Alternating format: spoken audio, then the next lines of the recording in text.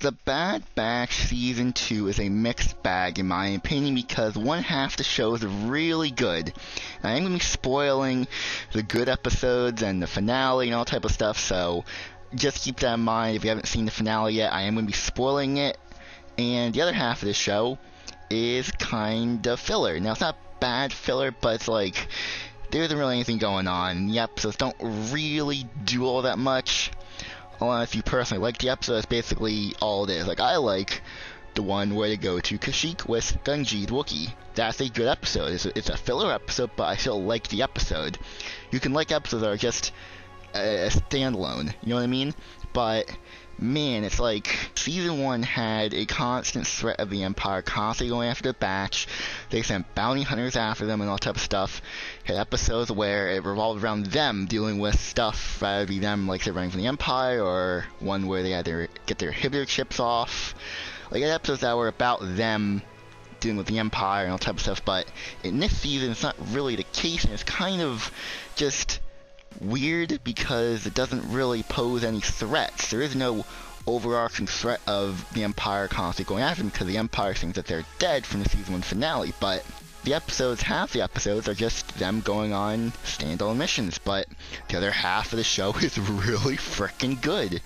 But it does weigh it down, especially if you're trying to watch the show without knowing the right episodes to watch or the important episodes. If you're watching it just episode by episode, it's really weird because it's like you get an episode that's really good, usually the crosshair episodes, and then an episode later, it's like, they're just doing whatever. They're on an island, chilling out. It's like, what the hell?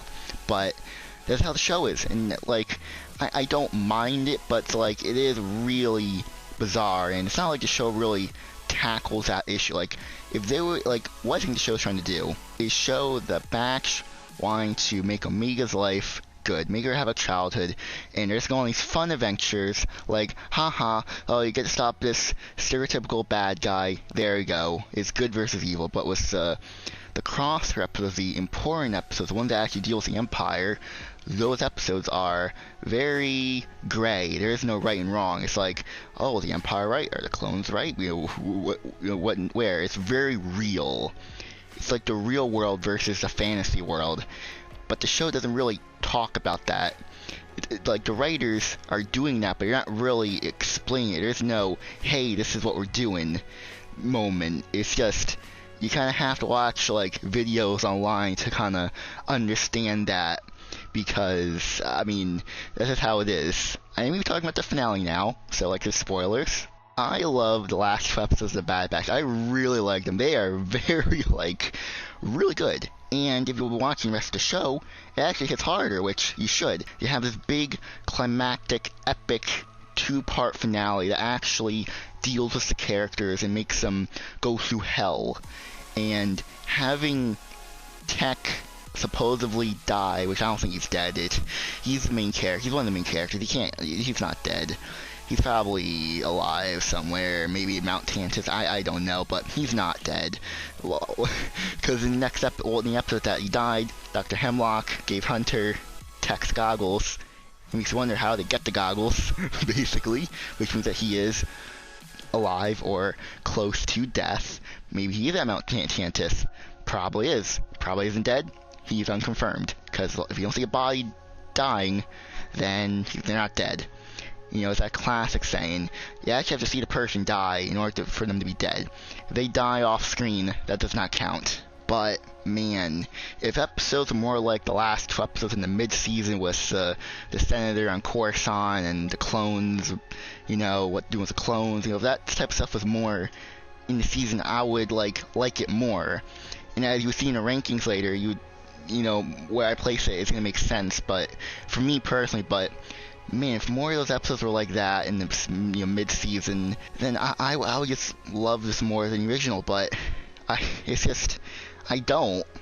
Like, half the show is really good, like the Season 2 finale. I like it, I love it, because it actually deals with the characters, it makes them go through hell. It's like, they're dealing with something that is very difficult for them. Then you have the other half of the show where it's like, we're going on some Indiana Jones type adventure, and it's like, nothing happens in it. It's boring.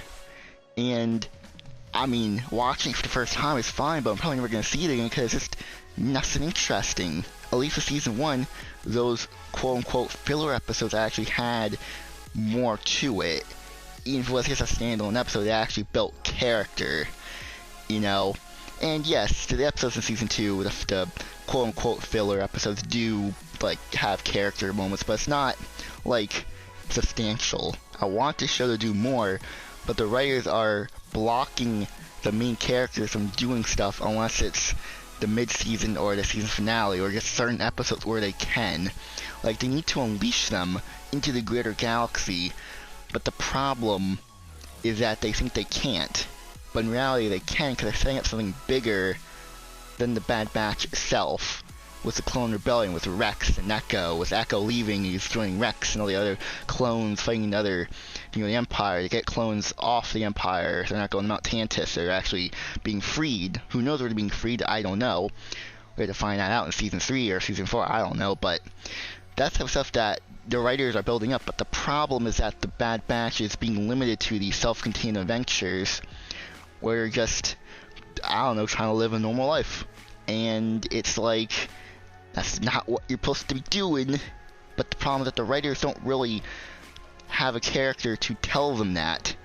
It's like, yeah, we know they're not supposed to be doing this stuff, going on some basic ass adventures. They're soldiers after all. But they don't really, no character is saying that. And it makes it feel like the writers don't know what they're doing, but at the same time they do know what they're doing, because half the season is excellent writing, excellent storytelling, but the other half, which I have to reiterate, I don't hate it, but it's like, if I'm in the mood, then I maybe watch. I like the Gunji episode, the racer episode, the pod racer episode was Tekken it, I like that. There's episodes I do like, but only when in the mood, because they're not really that important. But goddamn, when the show hits, it really hits. I do like the show. I do.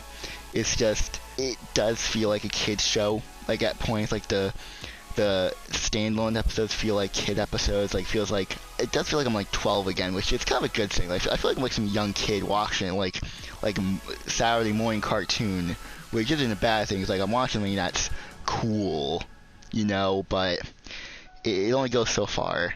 And it does kind of get a bit corny, sort of, in the standalone episodes.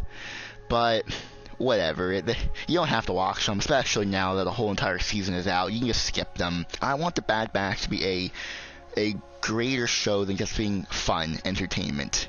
You know, the Bad Batch, you know, they're fun characters, but they need more depth. And they've been getting depth very slowly. I wish it was more sooner, because I feel like it's going to be too late, but we have to wait on that until season 3. But I don't know then. I'm not a time traveler. All I know is that season 2, half the season, is really good. And I'll say better than season 1, because the deal does way more. You have characters like Palpatine showing up, you know, outplaying everyone. That was the highlight of the season for me. That was just insane. Yeah, that's all I have to say on the Bad Batch. It's like, it's good, but it could have been way better. And now it's time to get into the rankings now. The Bad Batch Season 2 goes above Tales of the Jedi, but below the first season of the Bad Batch. Now, like I said, overall, the season is below the first one. Yes, individual episodes are way better than the first season, but overall, those standalone episodes that take up like half the season really drags it down below the first season. If every episode was like the mid-season of the season finale, then it'll be above it, but it's not, so it's just below it. Do you guys agree or disagree with what I have to say? Because, did you watch the Bad Batch? Season 2? All of it? What do you think of the season? Do you think it's better than the first one or worse than the first season? Tell me in the comments down below, because I'm going to go now. If you guys enjoyed, hit the like button, subscribe. I'm going, so goodbye everyone.